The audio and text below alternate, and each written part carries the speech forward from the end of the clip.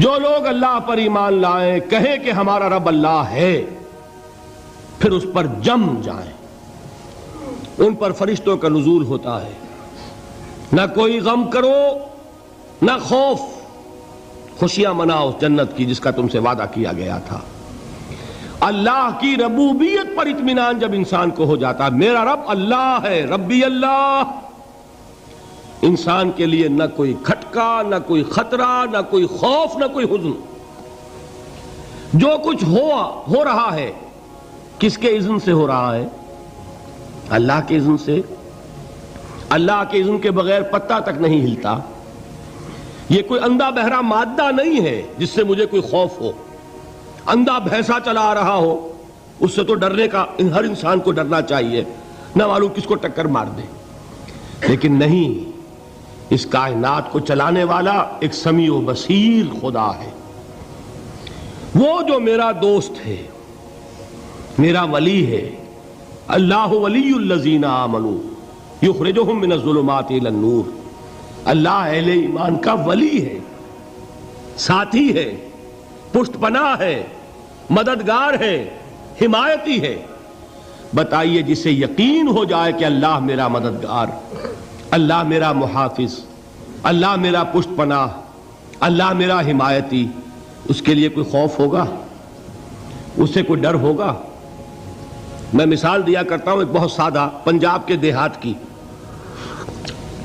تو بڑا چودھری ہے اور کوئی غریب کسان ہے، اس غریب کسان کے جانوروں کو ہر وقت اندیشہ ہوگا چوری کا، کوئی میری بھینس کھول کر نہ لے جائے، کوئی میرا بیل کھول کر نہ لے جائے۔ لیکن جس کے بارے میں یہ سب کو معلوم ہو کہ وہ جو بڑا چودھری ہے وہ اس کا دوست ہے، اس کی بچیا کو کوئی خوف ہوگا؟ اس کی بھینس پر کوئی ہاتھ ڈالے گا؟ اسے کوئی اندیشہ ہوگا؟ نہیں۔ کیوں؟ کہ وہ بڑا چودھری، بڑا اس کا یہاں کا سردار، جاگیردار، سب کو معلوم ہے وہ میرا دوست ہے، کوئی میرے خلاف اقدام نہیں کر سکتا۔ اس دنیا میں یہ چھوٹی سی بات اگر آپ کے دلی اطمینان اور سکون کا باعث بن سکتی ہے تو ذرا تصور کیجئے۔ میں لفظ تصور استعمال کروں گا صرف اس لیے کہ اس کا ہم جس کو کہتے ہیں ادراک اور شعور کر نہیں سکتے، اگر کے ساتھ کر سکتے۔ اگر یقین ہو کہ اللہ میرا مددگار اور یقین ہو کہ اللہ ہر آن میرے ساتھ ہے، پھر کوئی خوف، کس کا خوف؟ کوئی شے اللہ سے بالا تر ہے؟ کوئی قوت اس سے زیادہ طاقتور ہے؟ کوئی اس کے ارادے کو بدلنے والا ہے؟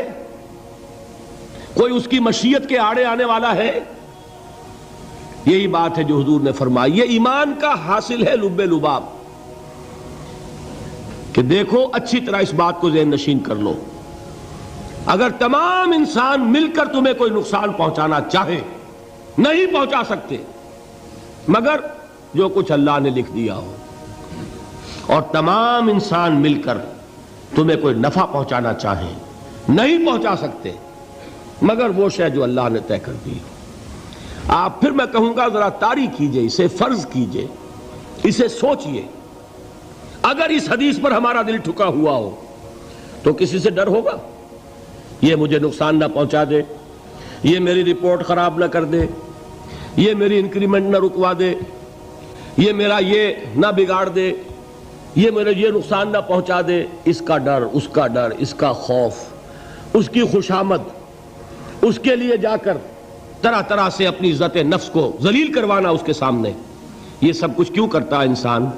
جب سمجھتا ہے کہ اس کے ہاتھ میں میرا کوئی نفع ہے، اس کے ہاتھ میں میرے لیے کوئی ضرر ہے، یہ مجھے کوئی گزند پہنچا سکتا ہے، یہ مجھے کوئی نقصان پہنچا سکتا ہے، یہ میرا کوئی کام بنا سکتا ہے، یہ میری کوئی ضرورت پوری کر سکتا ہے، اسی کا نام شرک ہے۔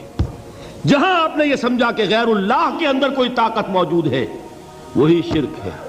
بتوں سے تجھ کو امیدیں، خدا سے نومیدی، مجھے بتا تو صحیح اور کافری کیا ہے؟ شرک تو یہ ہے۔ جس پر بھی تمہیں یہ خیال ہے، کلمہ ہے یہ کلمہ سوم، لا حول ولا قوت الا باللہ، ذرا اس پر دل کو کبھی اگر آپ تصور کریں، پھر فرض کریں، دل ٹھک جائے اس پر، کوئی طاقت نہیں۔ یہی بات تھی جو شیخ عبد القادر جیلانی رحمۃ اللہ علیہ نے اپنی وصیت میں اپنے بچے سے کہی. 11ویں دینے والے ہیں، لیکن حضرت شیخ عبد القادر جیلانی کی وصیت اور تعلیمات کو کتنے لوگ ہیں جو جانتے ہوں؟ یہ جن مقامات تک پہنچے ہیں وہ کس چیز کی بدولت پہنچے؟ انہوں نے جو پیغام دیا وہ کیا تھا؟ اے میرے بچے، جس طریقے سے قرآن مجید میں حضرت لقمان کی نصیحتیں جو ہے نقل کر دی گئی ہیں، میں یہ عرض کروں گا بالفرض اگر قرآن حضرت عبد القادر جیلانی کے بعد نازل ہوا ہوتا تو شیخ عبد القادر کی یہ نصیحتیں بھی قرآن میں درج ہوتی. اتنی اونچی نصیحتیں ہیں. اے میرے بچے، اس حقیقت کو ذہن نشین کر لے، لا فاعل فی الحقیقت ولا مؤثر الا اللہ. اس کائنات میں نہ کوئی فاعل حقیقی ہے نہ مؤثر حقیقی ہے سوائے اللہ کے. کسی شے میں کوئی تاثیر نہیں اگر اللہ نہ چاہے. آگ جلا نہیں سکتی اگر اللہ نہ چاہے. پانی ڈبو نہیں سکتا اگر اللہ نہ چاہے. زہر ہلاک نہیں کر سکتا اگر اللہ نہ چاہے. کوئی چیز فائدہ نہیں پہنچا سکتی اگر اللہ نہ چاہے. تو در در پہ کیوں سر جھکاتے ہو؟ در در پر کیوں جبیں سائی کرتے ہو؟ سب کے سامنے کیوں ہاتھ پھیلاتے ہو؟ ایک اللہ سے مانگو. ایک اللہ کے سامنے زمین پر اپنی جبین رکھو. لا فاعل فی الحقیقت ولا مؤثر الا اللہ. نظر آتا ہے ہمیں کہ پانی پیاس بجھا دیتا ہے. پیاس بجھانے کی صلاحیت پانی میں نہیں ہے، اللہ کے اذن سے. کھانا بھوک مٹا دیتا ہے. بھوک مٹانے کی صلاحیت کھانے میں نہیں ہے، اذن رب میں ہے. دیکھیے یہی یقین تھا. حضرت موسیٰ علیہ السلام کا واقعہ یاد کیجئے. سامنے سمندر آ گیا ہے.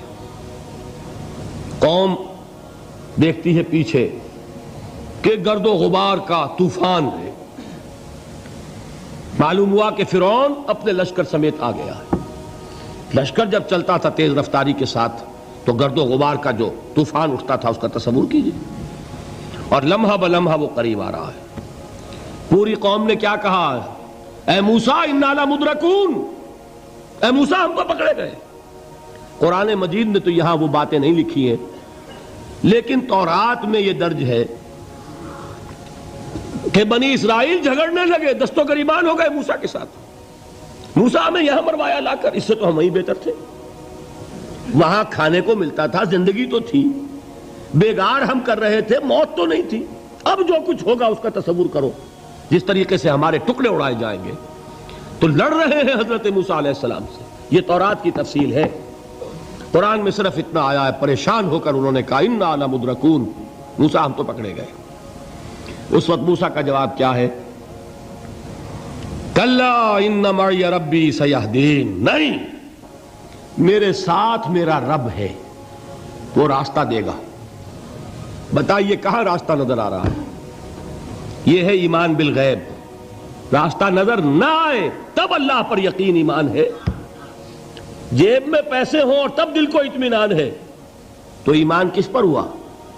پیسے پر، اللہ پر نہیں. جب وسائل و ذرائع نہ ہوں اور پھر یقین ہو کہ اللہ مسبب الاسباب ہے، وہ اسباب کا پابند نہیں ہے، وہ اسباب کا محتاج نہیں ہے، اسباب اس کے محتاج ہیں. اگر یہ یقین ہے تو اللہ پر ایمان ہے. یہ نہیں ہے تو تمہارا ایمان اسباب پر ہے، وسائل پر ہے، ذرائع پر ہے، مادیات پر ہے، اللہ پر نہیں. اس وقت کہاں راستہ تھا؟ کوئی راستہ تھا؟